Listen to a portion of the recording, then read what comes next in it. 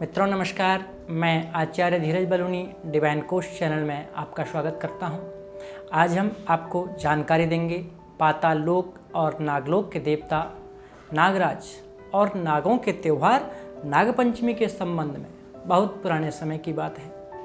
एक सेठ जी थे, उनके 7 पुत्र थे। 7 के विवाह हो चुके थे। सबसे छोटी पुत्र की पत्नी श्रेष्ठ चरित्र वाली सुशील थी, परंतु उसके घर में उसका कोई भाई नहीं था। एक दिन बड़ी बहू ने घर की लिपाई पुताई के लिए अपनी सभी देवरानियों को पीली मिट्टी लाने को कहा, तो सभी बहुएं मिट्टी लेने को चल दीं। जब वह मिट्टी खोदने लगी तो तभी वहाँ पर एक सर्प निकला, जिसको मारने के लिए बड़ी बहू खुरपी लेकर के दौड़ती है। यह देखकर छोटी बहू ने उसे रोकते हुए कहा कि आप ऐसा मत करो, यह बेचारा निरपराध है। यह सुनकर बड़ी बहू ने उसे नहीं मारा। तब सर्प एक तरफ जाकर बैठ गया। जब छोटी बहू उस सर्प के पास गई, बोली, हमें माफ़ करना, आप यहीं पर रहो, मैं अभी लौट कर आती हूँ और आपके लिए कुछ लेकर के आती हूँ। यह कहकर वह अपने घर को चली गई, लेकिन वहाँ पर घर में जा कर के अपने कामकाज में फंस गई और सर्प से जो वादा किया था उसको भूल गई। उसे दूसरे दिन यह बात याद आई तो वह सबको साथ लेकर वहाँ पहुँची और सर्प को उस स्थान पर बैठा देखकर बोली, सर्प भैया नमस्कार। सर्प ने कहा, तू भैया कह चुकी है, इसलिए तुझे छोड़ देता हूँ। वह बोली, भैया मुझसे गलती हो गई, भूल हो गई, मैं क्षमा मांगती हूँ। तब सर्प बोला, अच्छा तू आज से मेरी बहन हुई और मैं तेरा भाई, तुझे जो मांगना है तू आज मांग ले। वह बोली, भैया मेरा कोई नहीं है, अच्छा हुआ जो आप मेरे भाई बन गए। कुछ दिन व्यतीत होने के बाद सर्प मनुष्य का रूप धारण करके उसके घर पे आया और बोला, मेरी बहन को भेज दो। सब ने कहा, इसका तो कोई भाई नहीं था। वह बोला, मैं दूर के रिश्ते में इसका भाई हूँ और मैं इसको उसके मायके ले जाना चाहता हूँ, मैं इसका भाई हूँ। यह उसने विश्वास दिलाया और फिर उन्होंने छोटी बहू को उसके साथ में भेज दिया। उसने मार्ग में बताया कि मैं वही सर्प हूँ, तू डरना नहीं, और जहाँ चलने में कठिनाई हो वहाँ मेरी पूँछ पकड़ लेना। उसके कहे अनुसार छोटी बहू ने वैसा ही किया और इस प्रकार वह उसके घर नागलोक पहुँच गई।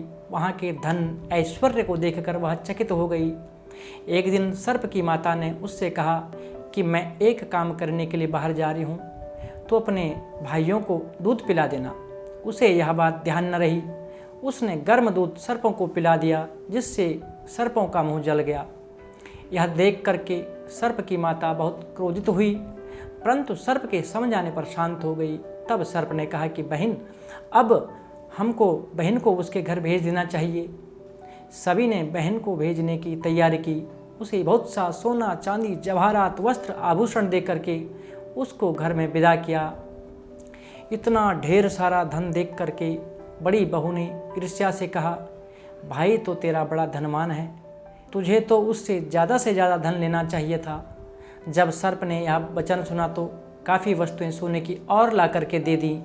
यह देखकर बड़ी बहू ने कहा कि घर में झाड़ू भी सोने की होनी चाहिए। तब सर्प ने झाड़ू भी सोने की लाकर दे दी। सर्प ने छोटी बहू को हीरा मणियों का एक अद्भुत उपहार दिया। उसकी प्रशंसा चारों ओर फैल गई। जब राजमहल में रानी ने उस सुंदर हार के बारे में सुना तो राजा से बोली कि मुझे वह हार चाहिए। राजा ने मंत्री को भेजकर हार मंगवा लिया। इससे छोटी बहू बहुत दुखित हुई। उसने अपने सर्प भाई से कहा कि भैया मैं बहुत परेशान हूँ, मेरा हार रानी के पास चला गया है। सर्प ने कहा, तू चिंता मत कर, रानी उस हार को तुझे वापस कर देगी।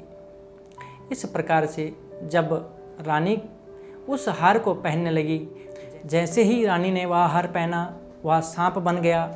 रानी ने उसको फेंक दिया। फिर राजा ने छोटी बहू को महल में लाने के आदेश दिया। सेठ जी एवं सभी डर गए। जब रानी राजा के पास उपस्थित हुई तो राजा क्रोधित होकर बोला, तुम यह हार कहाँ से लाई हो? क्या कुछ जादू टोना किया है? छोटी बहू ने प्रार्थना की और सारा हाल महाराज को सुनाया कि सब मुझे मेरे सर्प भाई ने दिया है और यह हार मेरे गले में ही हार दिखेगा, कोई दूसरा इसको पहनेगा तो वह सर्प बन जाएगा। राजा ने कहा, यह हार अभी पहन के दिखाओ। बहू ने जैसा ही वह सुंदर हार पहना वह हार में बदल गया। राजा ने छोटी बहू को बहुत इनाम दिया। जब बहू के पास बहुत साधन हो गया तो उससे उसके घर में सभी लोग जलन करने लगे। उसके पति को बहुत बहला फुसला करके घर में झगड़ा होने लगा। तब उसने सारी कहानी बताई। तभी वहाँ पर सर्प भी आ गया। यह देखकर सब ने सर्प की पूजा की, सर्प को दूध अर्पण किया। उस दिन पंचमी थी।